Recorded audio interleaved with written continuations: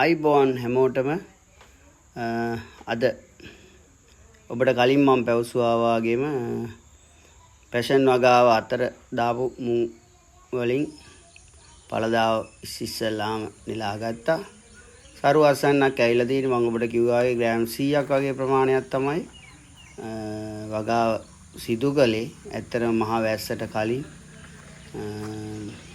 මාසෙකට විතර දැන් මාස එකමාරක් වගේ වෙනවා. චුට්ටක් බලන්න ලස්සනට වගාව හැදිලා තියෙනවා. පේලි දෙකක් අතර අඩි 2ක වගේ පරතරයකින් මම පැෂන් වැල් අතරින් මුං වගාව කෙරුවේ. චුට්ටක් අඟලක් විතර බිම කොටලා පීල්ලක් වශයෙන් ඇට කඩෙන් ගෙන ආපු මුං ඇටමයි. දැන් මේ කිසිම ප්‍රශ්නයක් නැහැ.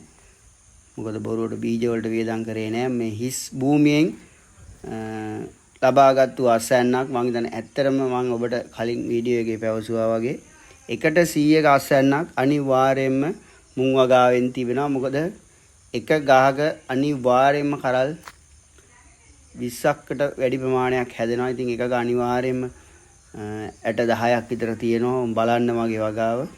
මම ඇත්තටම මේ දැනුවත් කිරීමක් කරන්න දැම්මේ. පැෂන් වගාවක් කරලා නිකම් භූමිය අපතේ අරින්න එපා. හැමදාම සේවකයෝ හෝ තමන් හෝ උදුලුගාමින් නිකරුණේ.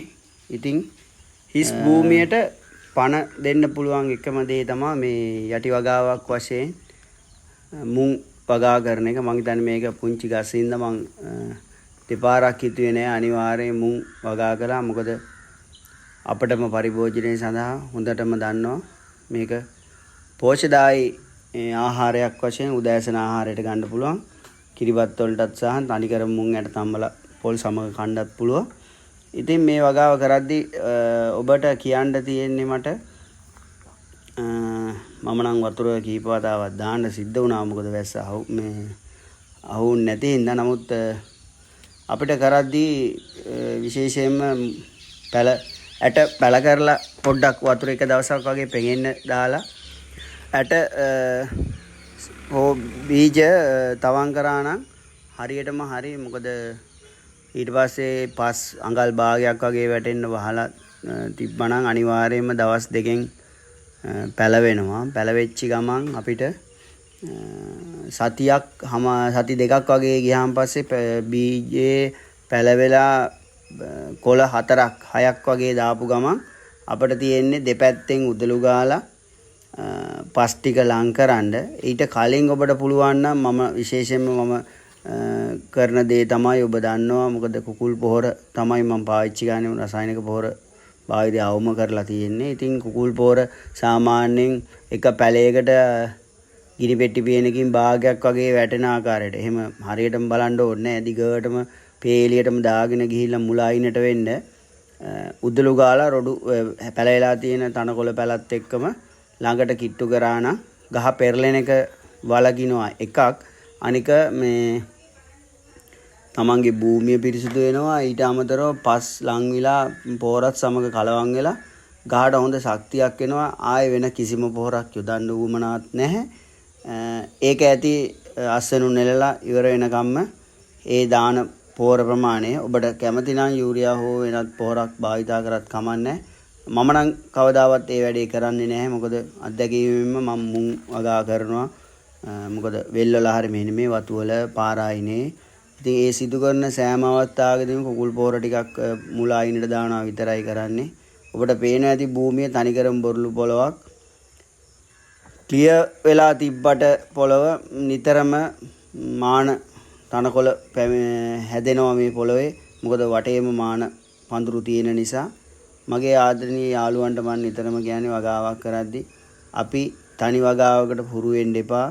තනි වගාව කරා වගේම තමයි ඊට යටින් පැත්තකින් වටෙන් ඕනම ක්‍රමයකින් Tamanට හිටවන්න පුළුවන් දෙයක් තියෙනවා නම් අනිවාර්යෙන් හිටවන්න. ඒක Tamanට ලොකු ආර්ථික ශක්තියක් වෙනවා. මොකද දැන් මට ඇත්තටම සතුටුයි. මම දැන් එකපාරක් කැඩුවා. මේ ටිකෙන් අනිවාර්යෙන් ග්‍රෑම් 500කට කිට්ටු වෙන්න ප්‍රමාණයක් ඔබ මුං බීජ ලබා ගන්න පුළුවන් ආහාරය සඳහා. අනිවාර්යෙන් මේ තියෙන සියලුම ඒවා මේ සතිය ඇතුළත අනිවාර්යෙන් කඩලා මේ වගාව මෙතනින් ඉවර වෙනවා. ඉතින් ඒ වෙනකොට අනිවාර්යෙන් මම බලාපොරොත්තු වෙනවා කිලෝ 5කට ආසන්න ප්‍රමාණයකට යන්න පුළුවන් වෙයි කියලා. අනිවාර්යෙන් පුළුවන්. මම මෙතන පර්චේස් 6ක 7ක වගේ ප්‍රමාණයක් දැම්මේ. මොකද මම ඒ අවස්ථාවේ කාර්ය බහුල හින්දා මේ පොඩි ප්‍රමාණයක් දාගත්තේ. ඉතින් ඕගොල්ලන්ට යම්කිසි දැනුමක් ලැබුණා නම් මගේ channel එක subscribe කරන්න.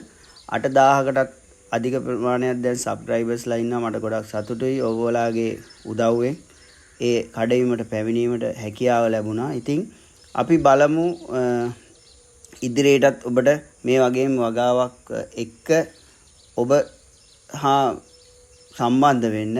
ඉතින් මේ පැෂන් වගාව නිකම්ම තිබුණා නම් අද පැෂන් තාමත් පේනවා ඔබට දැන් මාස 2-3කට කිට්ටු වේගෙන එන්නේ. ඉතින් නිකන් අතෑරලා දාලා තිබ්බනම් පොළොව මං හිතන්නේ තම මේ වෙනකොට මට තව 4 පාරක්වත් උදුළු ගන්න සිද්ධ වෙනවා. නමුත් දැන් මේ අවස්ථාවේ මට කියන්න සතුටුයි එක පාරයි මං උදුළු ගෑවේ මේ මුං බීජ දාපු එකේ. මං හිතන්නේ ලොකු ආසන්නකුත් ලබා ගත්තා. ඉතින් ලණු වලට යන වියදම හරි කම්බි වලට යන වියදම හරි කවර් කරගන්න ඕගොල්ලොත් මේ විදිහට සිද්ධ කරොත් ඉදිරියේදී ඔබට යම්කිසි ආර්ථික ශක්තියක් වෙන්න පුළුවන්. තව මං මේ භූමිය පුරාම දාන්න කටයුතු කරනවා. ඉදිරියේදී මීට අමතරව තව විශේෂ වගා කිහිපයක් වටේ යොදලා තියෙනවා. මඤ්ඤොක්කා, කෙසෙල්, එතකොට ඊට අමතරව වට්ටකා, ගස්ලබු වගේ දේවල්. ඒ වගේනුත් යම්කිසි ආර්ථික වටිනාකමක් ලැබෙයි ඉදිරියේදී. මේ වගේ ලස්සනට නෙලාගත්තු මුං ඇට ටිකක් හොඳට අවුවේ පවනේ වියලාගෙන ආහාරය සඳහා සකසාගමු. ඉතින් මාත් එක්ක සම්බන්ධ වුණ ඔබ සැමට බොහොමත්ම ස්තුතියි. නැවතත් දවසක හමු වෙමු. ඔබ සැමට සුබ අනාගතයක්. ස්තුතියි.